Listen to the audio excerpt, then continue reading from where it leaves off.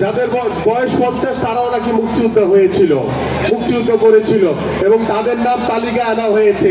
মানে কি পরিমাণ মহান স্বাধীনতা যুদ্ধের মতো যে বাংলাদেশের সর্বোচ্চ যে বিষয়টি নিয়ে সারা বাংলাদেশের মানুষ সারা জীবন গর্ববোধ করবে, সেই মহান মুক্তিযুদ্ধকে নিয়ে এই ফ্যাসিস্ট সরকার এইভাবে দুর্নীতি অনিয়ম করেছে। আমরা চাই আমাদের যে সংস্কারে যে প্রস্তাবনা দেওয়া হয়েছে সেই প্রস্তাবের মাধ্যমে ভবিষ্যতে বাংলাদেশে মুক্তিযোদ্ধাদের সঠিক তালিকা প্রণয়নের মাধ্যমে যারা যুদ্ধ করেছিলেন তাদের সেই সঠিক তালিকা প্রকাশ করা হবে। পাশাপাশি আমাদের গত 17 বছর ধরে এই স্বৈরাচারের বিরুদ্ধে যারা সংগ্রাম করেছে, যারা আন্দোলন করেছে, সেই আন্দোলনে যারা শহীদ হয়েছেন, যাদেরকে গুম করা হয়েছে, যাদেরকে হত্যা করা হয়েছে এবং গত জুলাই আগস্টে আমাদের ছাত্র এবং জনতার এবং বিএনপির যে সকল নেতৃবৃন্দ যারা শহীদ হয়েছেন, আধুনিক ও যুগোপযোগী যুব উন্নয়ন নীতিমালা প্রণয়ন, যুব সমাজের চিন্তা, আকাঙ্ক্ষা ও ক্ষমতার বিবেচনায় একটি আধুনিক ও যুগোপযোগী যুব উন্নয়ন নীতিমালা প্রণয়ন করা হবে। বেকারত্ব দূর ও কর্মসংস্থান সৃষ্টির লক্ষ্যে নানামুখী বাস্তবসম্মত কর্মসূচি গ্রহণ করা হবে। 24 নারীর মর্যাদা সুরক্ষা ও ক্ষমতায়নের যথাযথ পদক্ষেপ গ্রহণ। নারীর ক্ষমতায়ন নিশ্চিত করার লক্ষ্যে সুনির্দিষ্ট কর্মসূচি গ্রহণ করা হবে। জাতীয় সংসদ সহ জনপ্রতিনিধি নির্বাচনের মনোনয়নের ক্ষেত্রে ক্রমবর্ধমান হারে তাদের অংশগ্রহণ নিশ্চিত করা হবে। 25 চাহিদা ও জ্ঞান ভিত্তিক শিক্ষা ব্যবস্থা বাস্তবায়নের মাধ্যমে ভবিষ্যতের চ্যালেঞ্জ মোকাবেলায় সক্ষম শিক্ষিত জনগোষ্ঠী গড়ে তোলা।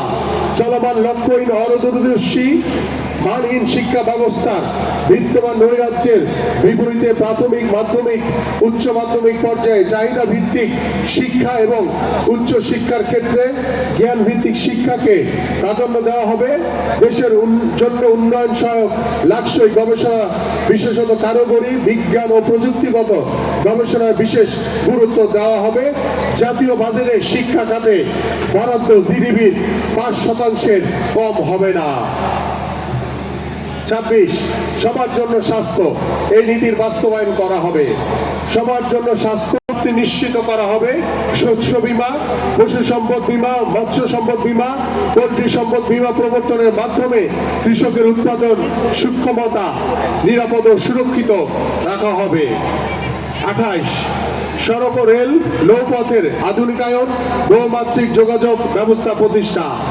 দেশের যোগাযোগ অবকাঠামো উন্নয়নে সড়ক, রেল ও নৌপথে প্রয়োজনীয় সংস্কার করে সারা দেশে সমন্বিত ও বহুমাত্রিক যোগাযোগ ব্যবস্থা গড়ে তোলা হবে। 29 জলবায়ু পরিবর্তন জনিত সংকট, প্রাকৃতিক দুর্যোগ মোকাবেলায় কার্যকর পদক্ষেপ এবং নদী শাসন, খাল খননের উদ্যোগ গ্রহণ করা। জলবায়ু পরিবর্তন জনিত সংকট ক্ষতি মোকাবেলায় টেকসই কার্যকর কর্মকৌশল গ্রহণ করা হবে। বন্যা, জলোচ্ছ্বাস, ঘূর্ণিঝড়, ভূমিকম্পের মতো প্রাকৃতিক দুর্যোগ মোকাবেলায় আধুনিক প্রযুক্তি ও সরঞ্জাম সংগ্রহ করে প্রাতিষ্ঠানিক সক্ষমতা বাড়ানো হবে। 30 তথ্য যোগাযোগ প্রযুক্তি, মহাকাশ গবেষণা ও আণবিক শক্তির উন্নয়ন সর্বোত্তম ব্যবহার নিশ্চিত করা। তথ্য যোগাযোগ প্রযুক্তি খাতকে বৈষয়িক মানে উন্নতি করার লক্ষ্যে প্রয়োজনীয় পদক্ষেপ গ্রহণ এবং সর্বক্ষেত্রে তার প্রয়োগকে প্রাধান্য দেওয়া। প্রণয়নের যে সংস্কারের প্রস্তাবটি রয়েছে, যুগোপযোগী পরিকল্পিত পরিবেশ বান্ধব আবাসন নগরায়ন নীতিমালা প্রণয়ন ও বাস্তবায়ন। জাতীয় মহাপরিকল্পনা প্রণয়নের মাধ্যমে গ্রামে কৃষি জমি নষ্ট না করে এবং নগরের জনসংখ্যার ক্রমবর্ধমান চাপ হ্রাস করার লক্ষ্যে পরিকল্পিত ও পরিবেশ বান্ধব আবাসন ও নগরায়নের নীতিমালা গ্রহণ বাস্তবায়ন করা হবে। উপস্থিত নেতৃবৃন্দ, এই হচ্ছে আমাদের 31 দফার যে রূপরেখা, সেটা আমি আপনাদের সামনে উপস্থাপন করলাম। এরপরে এই বিষয়গুলির উপরে আমাদের বিশদভাবে আরো আলোচনা করবেন আমাদের আজকের এই যে 31 দফার যে কর্মশালার যে রূপকার